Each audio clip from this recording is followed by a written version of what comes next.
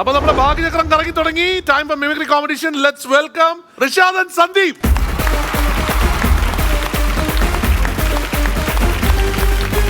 സന്ദീപ് വീണ്ടും വന്നിരിക്കുകയാണ്. അത് ആദ്യം പറയണം. സന്ദീപേ, കുറെ നാളായി കണ്ടിട്ട്. അതെ, ഇപ്പം ഷോസ് ഒക്കെ ഉണ്ടോ സന്ദീപ്? എന്താ ചെയ്യണം? കുറച്ച് ഇവിടെ വന്നതിന് ശേഷം കുറെ പ്രോഗ്രാമുകൾ ചെയ്തിട്ടുണ്ടായിരുന്നു, ചെയ്തു വരുന്നുണ്ട്.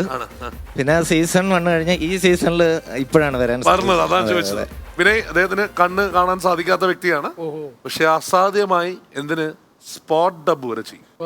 അങ്ങനത്തെ ഒരാളാണ്. ഇവിടെ വന്ന് സ്പോട്ട് ഡബ് ചെയ്തിട്ടുണ്ട് പുള്ളി. അപ്പൊ നമുക്ക് വേണ്ടിയിട്ട് കോമ്പറ്റീഷനിലാണ് വന്നിരിക്കുന്നത് സന്ദീപ്. അപ്പൊ വീണ്ടും വെൽക്കം ബാക്ക്. അടുത്ത യാത്ര നമുക്ക് ഇവിടെ തുടങ്ങാം അല്ലേ? ഓക്കെ. പക്ഷേ അതൊരു കഥ പറയാനുണ്ട് ഇവിടെ. എനിക്കൊരു ദിവസം ഔട്ട് ഓഫ് ദി ബ്ലൂ ബാലയുടെ കോള്. ബാല വിളിച്ചിട്ട് പറഞ്ഞു, മിഥുൻ ഇത് അവിടെ ഒരാള് വരില്ലേ ഇങ്ങനെ മറ്റേ ഇമിറ്റേറ്റ് ചെയ്യുന്ന ഒരാള്, അയാളുടെ പേരെന്താണ്? അപ്പൊ ഞാൻ പറഞ്ഞു റിഷാദ്. ഞാൻ വിചാരിച്ചു നീ എന്തെങ്കിലും ചെയ്തിട്ടാണോ? അപ്പൊ പറഞ്ഞാ അയാൾ അങ്ങനെ കൊള്ളാമോ, നല്ല ആളാണ്. അപ്പൊ ഞാൻ പറഞ്ഞു നല്ല മനുഷ്യൻ, നല്ല ചെറുക്കനാണ്, പാവമാണ്, അവന് വേറെ പ്രശ്നമൊന്നുമില്ല.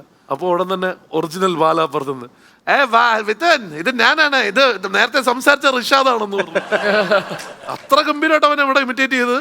അത് കഴിഞ്ഞിട്ട് ബാല പറഞ്ഞത് എങ്ങനെയാണെന്ന് പറ. അത് ആ ഫോൺ കോളിൽ എന്നെ ഫോൺ വിളിച്ചിട്ട് ബാലചേട്ടൻ പറഞ്ഞ്, ഞാൻ ആരാണെന്നെ പറയേണ്ട ആവശ്യമില്ല, എനക്കറിയാല്ലേ, എൻ്റെ വീട്ടിലേക്ക് വാ, ഞാൻ ആ കോമഡി ഉത്സവത്തിന്റെ എപ്പിസോഡ് കണ്ടു, വീട്ടിലേക്ക് വാ, എനിക്ക് ഞാനൊരു ഡ്രസ്സ് തരാം.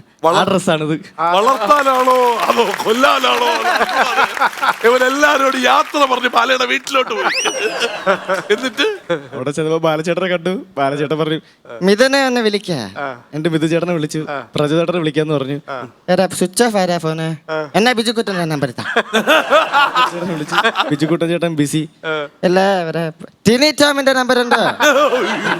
ടിൻചേട്ടനെ വിളിച്ചപ്പോ ടിൻചേട്ടനും ബിസി. എല്ലാവരും ഡ്രസ് ഉണ്ട് പക്ക. അപ്പൊ സന്ദീപ് ലിസ്റ്റിൽ ആരൊക്കെയാ? എന്റെ ലിസ്റ്റില് വിനയ് ഫോർട്ട് ചേട്ടൻ, പിന്നെ ഗണേഷ് കുമാർ സാർ. വണ്ടർഫുൾ. എന്റെ ലിസ്റ്റില് KP ഉമ്മർ സാറും അതേപോലെ Anil Edumangad sir. Wonderful list. Sandeepa, നമുക്കൊരു സ്പിൻ അടിക്കാം. ഇതാണ്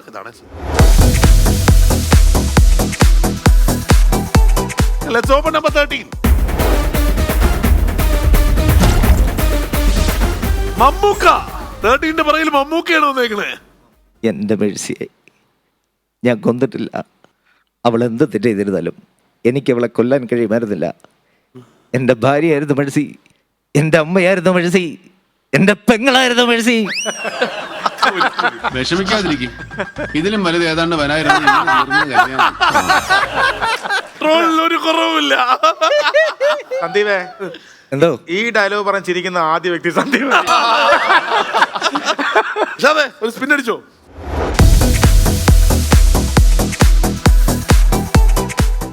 let's open number 14.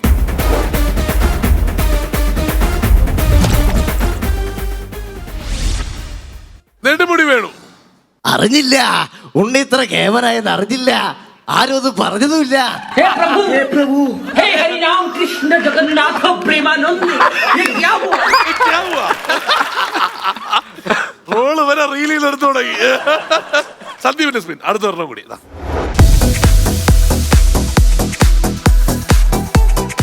Let's open number 11.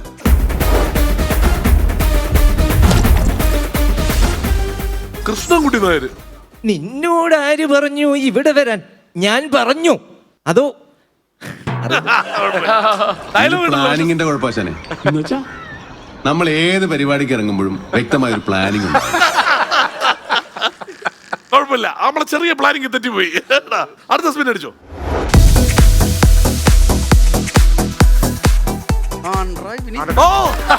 Diamond കലക്കി. ഒരു പോയിന്റ് ഫ്രീ. ഇഷ്ടമുള്ളത് പറഞ്ഞു. അപ്പൊ ബാല തന്നെ എടുക്കല്ലേ? ബാലചേട്ടൻ ഡ്രസ് മേടിച്ച് ഡ്രസ് ഇട്ടേക്കുന്നുണ്ട്. ബാലചേട്ടൻ ഇല്ലെങ്കിൽ നീ എന്തെടുത്തേനെ? എല്ലാവരും ഉണ്ടല്ലേ ഇവരെ? സുഖമായിട്ടിരിക്കുന്നു. നിങ്ങളൊക്കെ എനിക്കറിയാം. അല്ല, സെന്ററിലിരിക്കുന്ന ആൾക്ക് എന്നെ അറിയോ? എന്റെ പേരെന്താ? അറിയാം. എന്റെ പേരെന്താ? എന്റെ ഒരു പരത്തിന്റെ പേര് പറയാമോ? Big B. വേറൊരു പരത്തിന്റെ പേര് പറയാം. Hit List. അറിയാം, പുള്ളിക്കറിയാം. എല്ലാവർക്കും എന്നെ അറിയാം. ഉനക്ക് ഞാൻ ലെമൺ ടീ വെച്ചിരിക്കேன். സൂറ്റ് കറിയുമ്പോ അവരെ വാ. വളരെ സന്തോഷം. നന്നായി. അപ്പോ ഒരു സ്പിന്നും കൂടി ഉണ്ട് ഫ്രീ.